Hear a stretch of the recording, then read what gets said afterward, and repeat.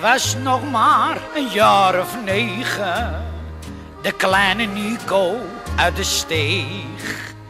Die wel patat met mayonaise, maar oh zo weinig liefde kreeg.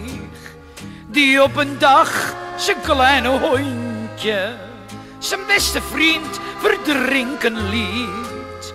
En 's avonds uren zat te huilen, dat snapte ze toen thuis maar niet.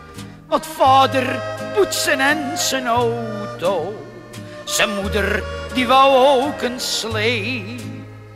Een beetje tijd voor kleine Nico, dat hadden ze geen een van twee.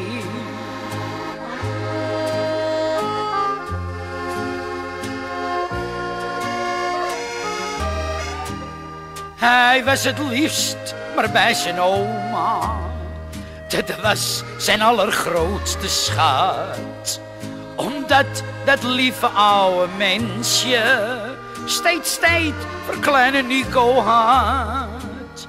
En dikwijls vroeg die kleine jongen, die vaak zo eenzaam was in huis, of hij misschien voorgoed mocht blijven bij oma en bij opa thuis.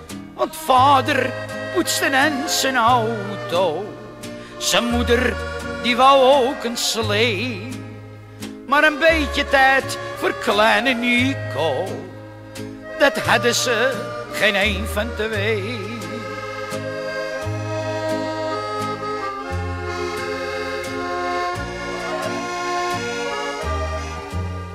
Gebeurde op een zekere avond, toen vader druk was met zijn slee en moeder centjes was verdienen, alleen voor auto nummer 2.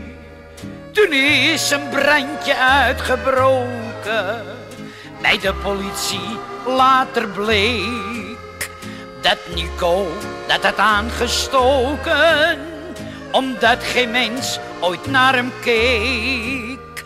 Want vader poetste en zijn auto, zijn moeder die wou ook een slee. Maar een beetje tijd voor kleine Nico, dat hadden ze geen een van twee.